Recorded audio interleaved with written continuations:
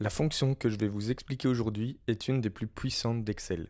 Je vais vous montrer son utilisation basique, puis avancée, et ensuite comment faire pour la coupler à d'autres fonctions afin de débloquer tout son potentiel.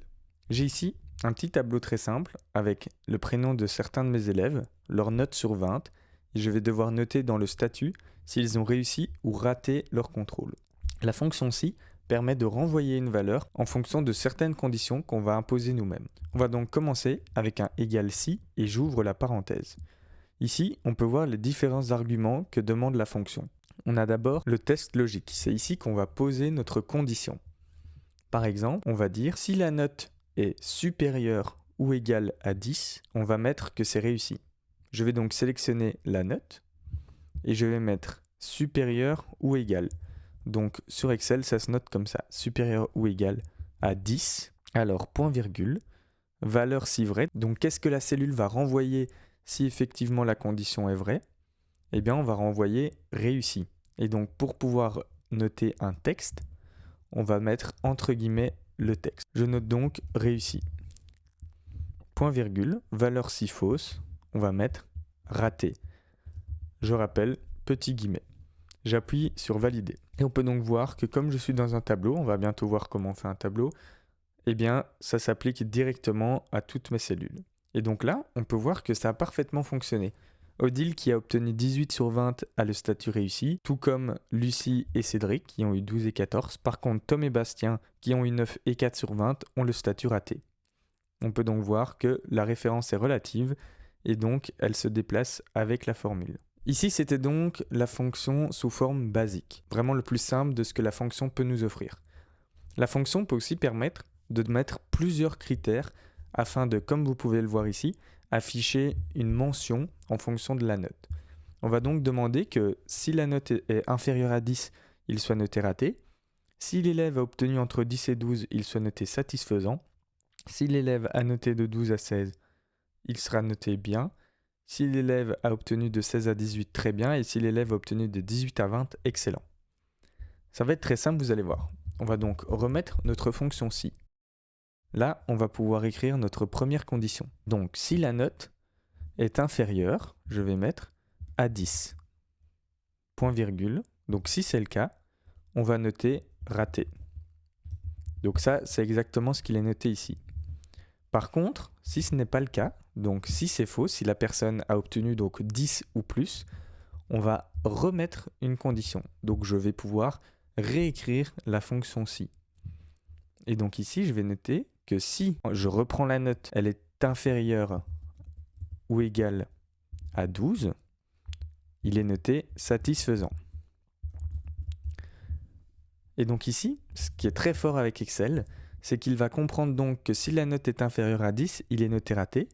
Par contre, même si ici j'ai seulement mis inférieur ou égal à 12, il va bien comprendre qu'il ne doit considérer que les notes 10, 11 et 12 pour noter satisfaisant. Je mets un point virgule et je réouvre du coup une nouvelle condition. Cette fois, on va noter celle de 12 à 16. Le test logique est donc que si la note est inférieure ou égale à 16, alors la valeur si vraie, on va noter bien.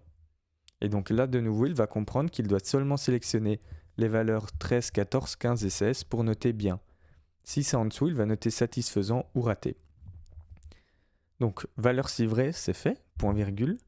Valeur si faux, il nous reste une condition encore à mettre, donc on va mettre de nouveau une fonction si. Donc, le test logique, cette fois, ce sera que la valeur est inférieure ou égale à 18. Là, il sera noté très bien. Ici, donc, c'était la valeur si vraie pour cette condition. Et donc, valeur si faux, donc si aucune des conditions, aucun des critères n'a été rempli, on va noter excellent. Là, il n'y a pas besoin de réouvrir une condition puisque tous les critères, toutes les notes ont déjà été prises en compte. Donc, si c'est aucune de ces notes-là, c'est forcément entre 18 et 20. J'appuie sur OK. Là, j'ai oublié, très important, de fermer les parenthèses. On peut le voir ici, j'ai ouvert plusieurs parenthèses avec les si, donc je dois forcément également les fermer. Il en manque encore une, voici, j'appuie sur Entrée. Et donc là, on peut voir que directement, Odile a eu une note de très bien, Tom a raté, Bastien a raté, Lucie satisfaisant et Cédric bien. Ce qui veut dire que si ici Odile finalement a obtenu une note de 19, alors elle aura excellent. Si Lucie a obtenu une note de 8, ce sera raté. Si Cédric a obtenu une note de 17, ça passera à très bien. C'est ça la grande puissance de la fonction si, c'est qu'on va pouvoir renvoyer différentes valeurs en fonction de différents résultats. Vous avez l'explication pour ces deux façons d'utiliser la fonction si. Maintenant, on va pouvoir ajouter d'autres fonctions pour pouvoir lui donner encore un autre aspect, encore une autre fonctionnalité. Les deux fonctions qu'on va rajouter, ce seront les fonctions et les fonctions ou. Petit rappel encore une fois, vous avez les fiches dans la description. La fonction et va permettre de demander à Excel que la fonction si se réfère à deux critères en même temps. Il faut que les deux critères soient remplis. J'ai donc rajouté ici une colonne dans mon tableau qui est le nombre d'absences sur l'année. Et donc on aimerait bien que à la fois la personne ait 10 ou plus sur 20 et à la fois qu'elle soit absente moins de 3 fois sur l'année pour pouvoir réussir. Il va donc falloir que les deux conditions soient remplies. Pour ce faire, on va donc mettre un égal si, ouvrir la parenthèse. Ici, pour notre test logique, on va donc ouvrir une nouvelle fonction qui est la fonction et. La fonction et va donc nous permettre de noter nos différents critères qui doivent tous être remplis. Le premier critère est que cette note soit supérieure ou égale à 10. Je mets un point virgule et je peux rentrer mon deuxième critère. Le deuxième critère est que le nombre d'absences soit strictement inférieur à 3. Je ferme la parenthèse. On peut donc voir que mon test logique est complété. Il y a deux conditions. On a mis la fonction et on peut voir nos deux conditions. Et donc, si ces deux conditions sont remplies, eh bien, on va noter réussi ou sinon, on va noter raté. Je ferme ma parenthèse et j'appuie sur Enter. On peut voir que ça a parfaitement fonctionné. Pour le vérifier, changeons le nombre d'absences de Cédric. Il a obtenu 17, donc il a une note suffisante pour réussir, sauf que malheureusement il a été absent 3 fois. On peut donc voir que ça passe directement à raté. Tom, si finalement il a 10, ça passe en réussi. Mais s'il est absent 4 fois par exemple, ça repasse en raté.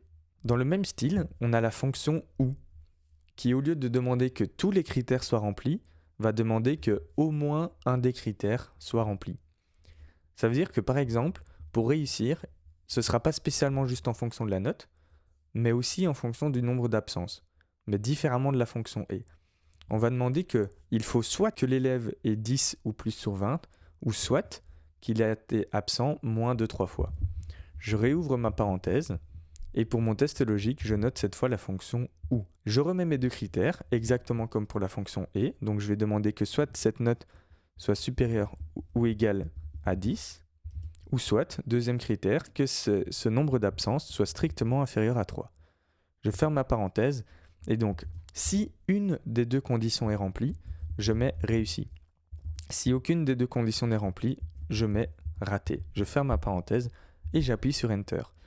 On peut donc voir, ici, que Bastien, qui a obtenu une note seulement de 4 mais qui n'a jamais été absent, a réussi. Alors que par exemple, on pourrait dire qu'Odile a eu 19 mais elle a été absente 3 fois, eh bien, elle a réussi également. Pourquoi ? Parce que ce n'est pas comme la fonction et. Il suffit qu'un seul des deux critères soit complet. C'est pourquoi seulement Lucie a raté parce qu'elle a obtenu moins de 10 sur 20 et qu'en plus, elle a été absente 3 fois. Ici, que ce soit pour la fonction et ou la fonction ou, je n'ai mis que deux critères, mais on pourrait en avoir beaucoup plus. J'ai pris ici un autre exemple pour pouvoir vous montrer avec plus de conditions. On va avoir envie d'un bien qui soit à la fois une maison, à la fois possède 3 chambres ou plus, et à la fois possède un jardin. Ici, c'est assez simple, on sait que c'est cette maison qui va correspondre. Mais faisons-le pour l'exemple. Je vais donc mettre égal si, je réouvre ma fonction et je peux rentrer mes différents critères. J'aimerais bien que dans la colonne type de bien, ce soit égal au texte, donc je le mets entre guillemets, au texte maison. Deuxième critère, j'aimerais bien que le nombre de chambres soit supérieur ou égal à 3. Critère suivant, j'aimerais bien que dans jardin, il soit noté oui. Donc jardin égale, on n'oublie pas, égale oui. Je ferme ma parenthèse.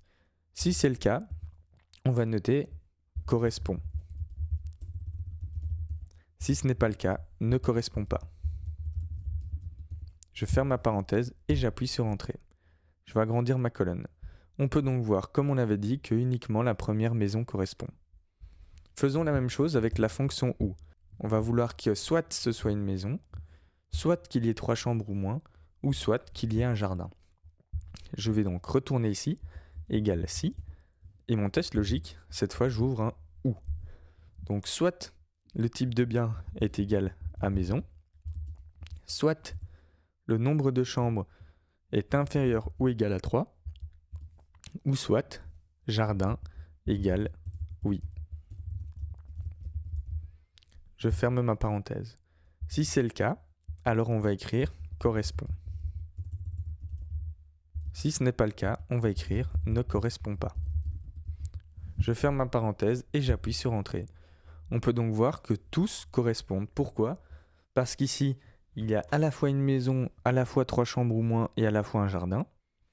Ici, on a trop de chambres et trop de jardins, mais par contre, c'est une maison. Et ici, ce n'est pas une maison et il n'y a pas de jardin, mais par contre, il y a 3 chambres ou moins.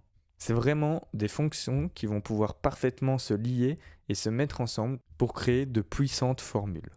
Je vous invite à liker cette vidéo car désormais, vous maîtrisez la fonction si et ses variantes. Je vous invite également à vous abonner pour ne rien rater. N'hésitez pas à me poser vos questions dans les commentaires ainsi que de me dire les prochains tutoriels que vous aimeriez voir. À bientôt!